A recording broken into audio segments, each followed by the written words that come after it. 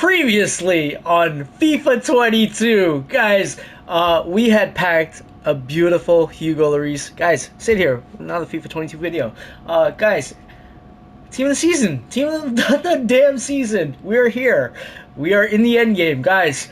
So we packed Hugo Lloris, and now we have this beautiful Raspadori card, 4-star skiller, 5-star weak foot, high-low. Guys, I put a finisher on him, and we are not wasting any time. 99 acceleration, right? 93 sprint speed. Guys, his attack positioning is near perfect. Oh, wait, no, 99. Yeah, it's perfect. His finishing. Wait, hold on, guys. It's perfect. Shot power, 97. There you go. And his dribbling. Guys, 99 agility. 99 dribbling. Composure's an 86. His aggression's a little low, but I'm used to playing with 70 aggression. Player traits, he's only got flair and technical dribbler. Doesn't really need any of the finesse shot capabilities or anything like that. Guys, this card, you just blast it, right? That's what you're gonna have to do with the card. We have him paired with Royce. I had to pick up back Quags, right? Yeah, I had to. Chiesa could technically do the work as well, but Quags is just a little better, but this was what my budget could have, with the budget that we have on the RTG. This was the best team I could have put together. There's no other way around it, right? Alright, so in the first match, I could definitely feel my opponent's forward pressure, right? It was basically down to the formation that he was running, right? So just had to make sure that I was, firing on enough cylinders. My first match of the day, but it's just one of those things where I'm really well refreshed, right? I took like 2 days off, around two and a half days off of playing FUT. So yeah, guys, so he was pushing up very high with all of his players, and I'm manually moving my goalkeeper now, and I was blocking the shots, and then went to go hit him on the counter, and this happens. Royce, they were playing fluent football, but then the... What the hell?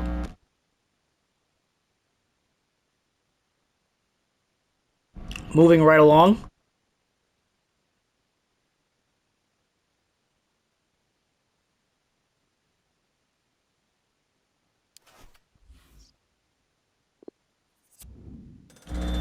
You could have smelled that wind coming, right? So, yeah.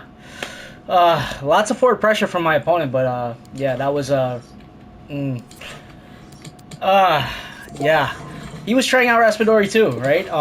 That's the funny thing about this whole ordeal. So now, technically, we have played one game, definitely feeling the danger on the card. Next match.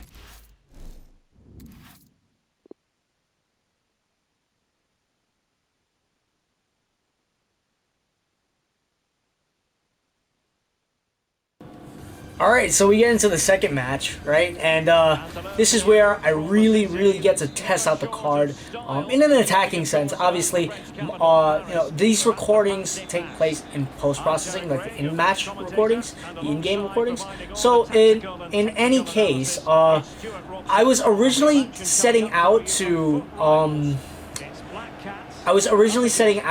play a bunch of matches, then try them out at a FUT Champs level, but the thing is, I forgot that I had to do all because I just took the free packs from the extra qualification entry tries. So now I have to requalify, right? Yeah, this card for FUT Champs, right? So that's gonna take me the rest of the day, which is not bad, right? We get to grind up and try Raspadori in Rivals, but guys, no joke. It's a no-brainer. The card, originally I was gonna try him in a bunch of matches and give you guys the whole rundown of the card, right? I think everyone in FUT during Team of the Season, if they're running any type of hybrid Serie A inclusive side, they're going to be doing this card, right? And using him as a center attacking mid or using him as a striker. I think you're going to get the best bang for your buck by using him as a striker, simply because that weak foot is just insane. and he's reminding me. It's reminiscent of a previous, like the card itself, the archetype of the card is actually kind of reminding me of a different Team of the Season card from previous iterations of the FIFA game. I think it was that Jonathan card, right? Very similar in terms of stats and work rates and skill moves and weak foot. I could be mistaken, right? Because it's been a little while since I remember using the card, but that's the vibe I'm getting off this card, right? And I remember how dangerous that card was. It wasn't the most dangerous card, but the mere fact that you're running with see, my opponent scores with him as well, right? And using the same chem style too, right? It's a no-brainer, right? So everyone that's seeing the card that's running any type of Serie A side or using him as a super sub even, right? They're seeing the same thing that I am seeing and I'm telling you, right? Because with the finisher chem style, you're getting a very interesting Serie A player, right? You're getting a center attacking mid, Messi-esque kind of card. Not really Messi, but it's more like a Jonathan, right? But from previous FIFAs. But yeah, it's definitely one of the cards that's going to give you the best bang for your buck, right? Because the passing stats are just where they need to be. They're just good enough for the position you're running. You're going to want to use him as a striker with the passing stats being, you know, in the 80s. If it were in the 90s, I would say use him as a center attacking mid, right? But at the 80 mark, you kind of really want to utilize that card as a striker. It doesn't make much sense to use him as a center attacking mid. You get the most, unless you already have 5-star weak foot, 4-star skiller, or 5-star skiller cards in your attacking your attacking ends, right? Your final end. Guys, you're gonna get the most bang for your buck by using him as a striker because he's going to be able to cut and weave in and out. He's going to be able to shoot on either foot, right? And that makes it that much more threatening for your opponent's goalkeeper, right? Because they cannot predict the side with accuracy, right? And that technically will give them hell, right? Because they don't know if you're shooting on the weak or the strong foot, right? And every single area of the card is absolutely perfect, right? Aside from the physicality. The physicality is very low, so it does take a little time when you're playing with players like that at this stage in the game.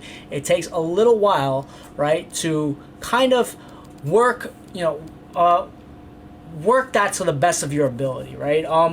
You have to really understand how to weave in and out with your opponents, right? And to any of the FUT regulars, I'm beating a dead horse by saying this, but yeah, Nkunku guys takes it back, right? But yeah, I felt like it's like redundant, right? Like after you just played like one full match with the card, it's redundant to say anything else because you see the potential on paper and you're really asking yourself, does it translate in game? Is it a yes or a no, clear cut? Because it's literally a cheap beast, right? It's an 84 rated side and an 85 rated side, right? That's it, which is relatively cheap for the level of card that you're getting, right? It's a no-brainer card.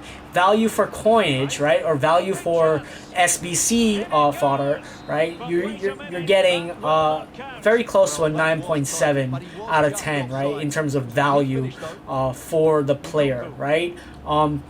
And does he slot into?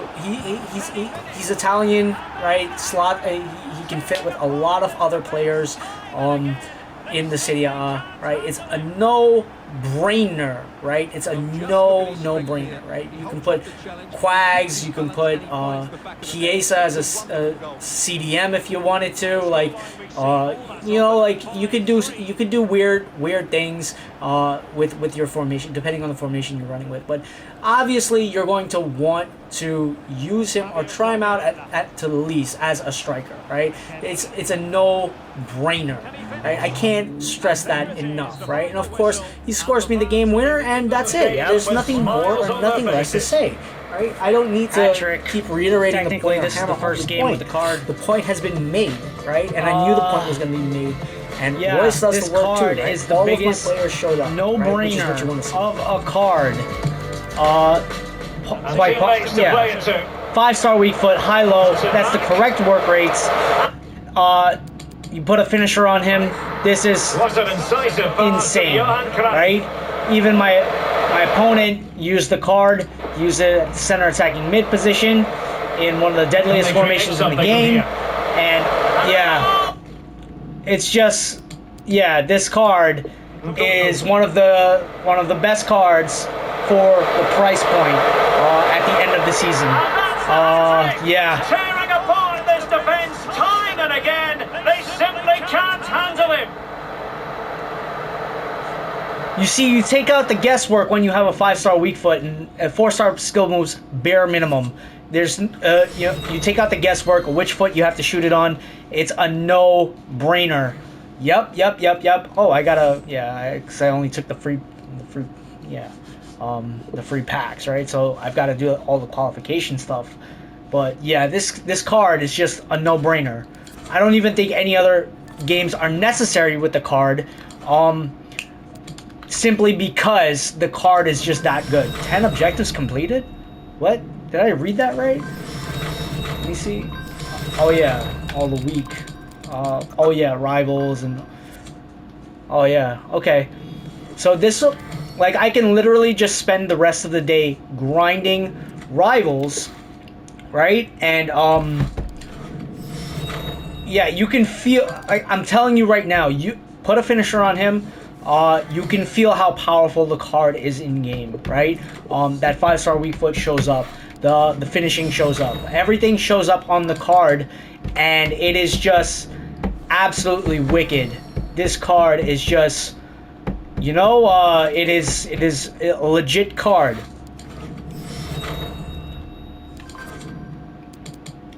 Premium gold pack. We might as well open that. Let me see. And we have this. Oof.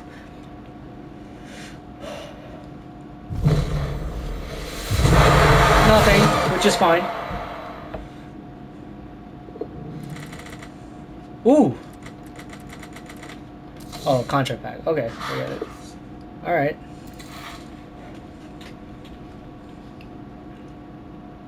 Guys, do the card.